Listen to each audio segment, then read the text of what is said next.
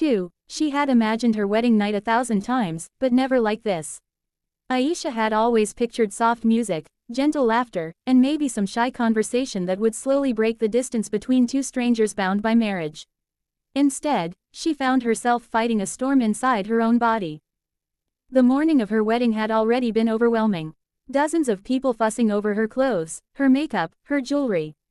She had smiled through all of it, not knowing her body was preparing a cruel surprise. Just minutes before the ceremony, she felt a sharp twist in her stomach. She brushed it off, thinking it was nerves. But during the vows, when another wave of pain hit, she realized the truth. Her periods had arrived earlier than she expected, and the cramps were merciless. She stood through the rituals, through the photos, through endless congratulations, her smile trembling at the edges. Her back ached, her legs felt weak, and her hands wouldn't stop shaking. Across the hall, her husband, Arif, remained politely quiet. They had spoken only once before the wedding. He wasn't the expressive type, but something about his silence felt safe. Or maybe she only hoped it would. By the time they reached his home, Aisha felt like her body was ripping apart from the inside. Arif opened the door and stepped aside with a soft, "Come in." The room glowed with warm lights. A few candles, rose petals on the bed, a soft fragrance in the air, everything looked like a scene from a romantic film. Everything except the girl who stood there holding her stomach, trying not to wince. "You can sit if you want," he said gently. She nodded, lowered herself onto the edge of the bed, and took a shaky breath. She didn't want him to think she was uncomfortable with him. She just couldn't explain the chaos happening inside her. Arif walked closer, perhaps only to ask if she needed water, but the moment he reached out, a sharp cramp stabbed her so hard she instinctively pulled away with a small gasp. His hand froze midair. She didn't look at him, she didn't want to see confusion or disappointment. A tight silence stretched between them. Aisha felt tears burning behind her eyelids. She hated that her body was ruining everything.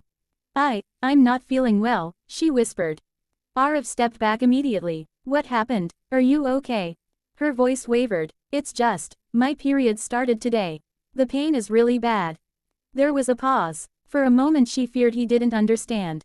Then Arif's expression softened completely, like someone had turned off all the pressure in the room. "Oh," he said quietly.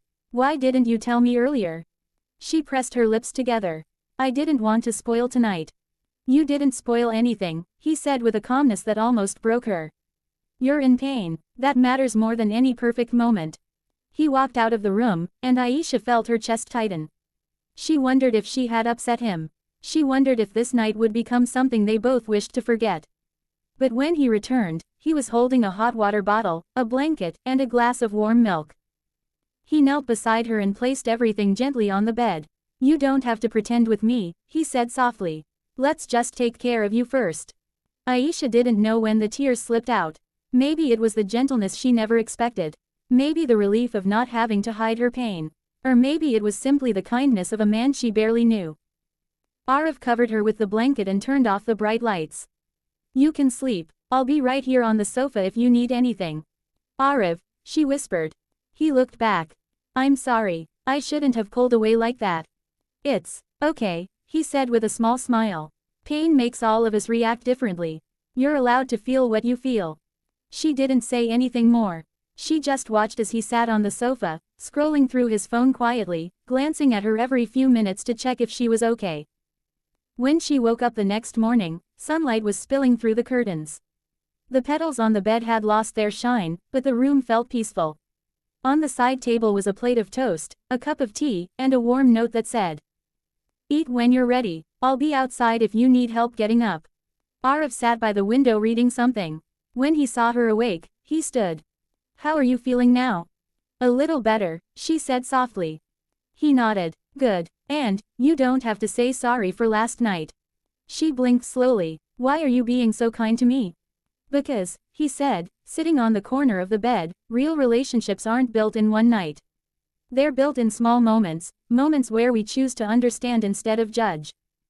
Aisha looked at him, truly looked at him. The man she had married wasn't loud, romantic, or dramatic.